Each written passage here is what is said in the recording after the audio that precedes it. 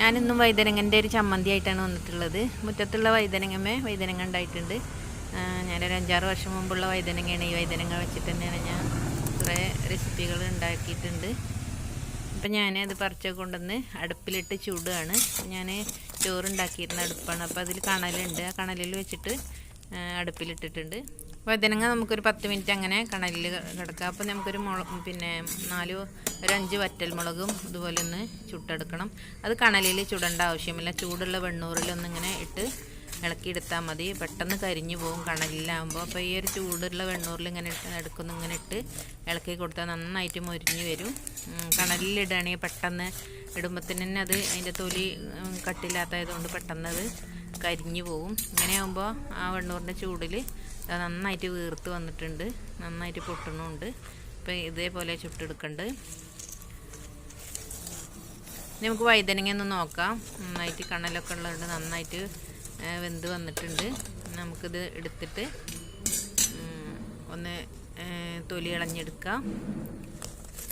ഇപ്പോൾ ഉള്ളൊക്കെ എല്ലാം വന്നിട്ട് ഒരു ഭാഗം കരിഞ്ഞിട്ടുണ്ട്. ഇത്ര ആവേണ്ട ആവശ്യമില്ല, ഒന്ന് ചൂടായി കിട്ടിയാൽ മതി. ഇനി ചെറിയ ഉള്ളി നമുക്ക് ഇതേപോലെ ഒന്ന് കണലിൽ ചുട്ടെടുക്കാം. ഞാനൊരു 6 ചെറിയ ഉള്ളി എടുത്തിട്ടുണ്ട്. അത് നമുക്ക് ഈ ഒരു അടുപ്പിലേക്ക് ഇട്ടിട്ട് ചുട്ട് എടുക്കാം. ഇനി വഴുതനങ്ങ ഒന്ന് ചൂടാറിയതിന് ശേഷം നടു പൊളിച്ചിട്ട് അതിൻ്റെ ഉള്ളിലുള്ള ആ ഒരു ദശ മാത്രമാണ് നമ്മൾ ചമ്മന്തിക്ക് എടുക്കുക. ഈ തൊലി ഭാഗം എടുക്കൂല. ഈ തൊലി നമ്മൾ പൊളിച്ച് കളയണം.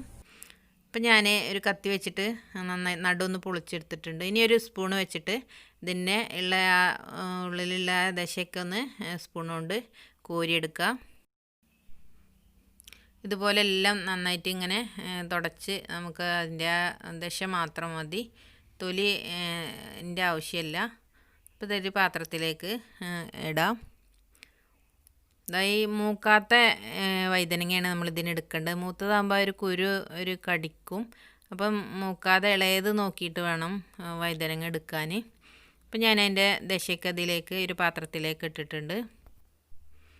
ഇനി ചെറിയ ഉള്ളി ചുടാൻ വേണ്ടി അടുപ്പിലിട്ടിട്ടുണ്ട്. അതൊന്ന് എടുക്കാം.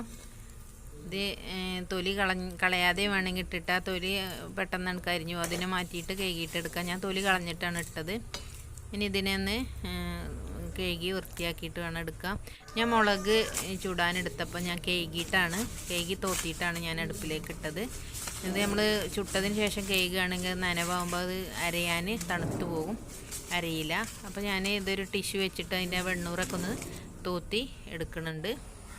നമുക്ക് അമ്മിയിലേക്ക് ഇടാം. ആദ്യം വറ്റൽമുളകാണ് ഞാൻ എടുത്തിട്ടുള്ളത്, പിന്നെ ചെറിയ ഉള്ളി, പിന്നെ വഴുതന, പിന്നെ ഉപ്പ്. ആദ്യം നമുക്ക് മുളകിനെ ഒന്ന് അരച്ചെടുക്കാം. മുളക് അരിഞ്ഞതിന് ശേഷം ചെറിയ ഉള്ളി അരച്ചെടുക്കാം. ഈ അമ്മിയിൽ അരച്ച് ചമ്മന്തി, ഏത് ചമ്മന്തിയാണെങ്കിലും നല്ല ടേസ്റ്റ്. അപ്പോൾ വഴുതനങ്ങൾക്ക് എന്താ പറയുക, വെറും ഉപ്പേരി വെക്കാനും കറി വെക്കാനും അല്ല, ചമ്മന്തി അരക്കാനും നല്ല ടേസ്റ്റാണ്. അപ്പോൾ എല്ലാവരും ഒന്ന് ഉണ്ടാക്കി നോക്കുക. ഞാൻ ഇനി ഉള്ളിയാണ് അരക്കുന്നത്. ഉള്ളി നമ്മൾ അമ്മക്കുട്ടിയും കൊണ്ട് ചെല്ലുമ്പോഴത്തേന് ഉള്ളി ഓടിപ്പോവും. അപ്പോൾ ശ്രദ്ധിച്ചിട്ട് വേണം അതിനെ ചതച്ചരക്കാൻ.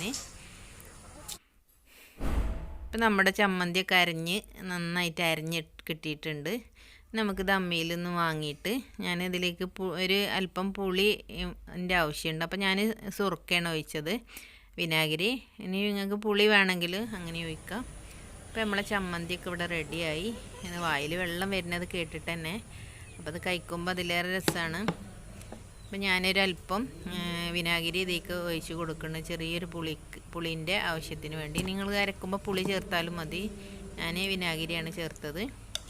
അപ്പോൾ എല്ലാവരും ഈ ഒരു ചമ്മന്തി ഒന്ന് ഉണ്ടാക്കി നോക്കുക. നല്ല ടേസ്റ്റാണ്. ചോറിൻ്റെ കൂടെയും ദോശൻ്റെ കൂടെയും അതുപോലെ കപ്പയുടെ കൂടെയൊക്കെ കഴിക്കാൻ നല്ല ടേസ്റ്റാണ്. അപ്പോൾ എല്ലാവർക്കും അടുത്തൊരു വീഡിയോയുമായി വീണ്ടും കാണാം. താങ്ക്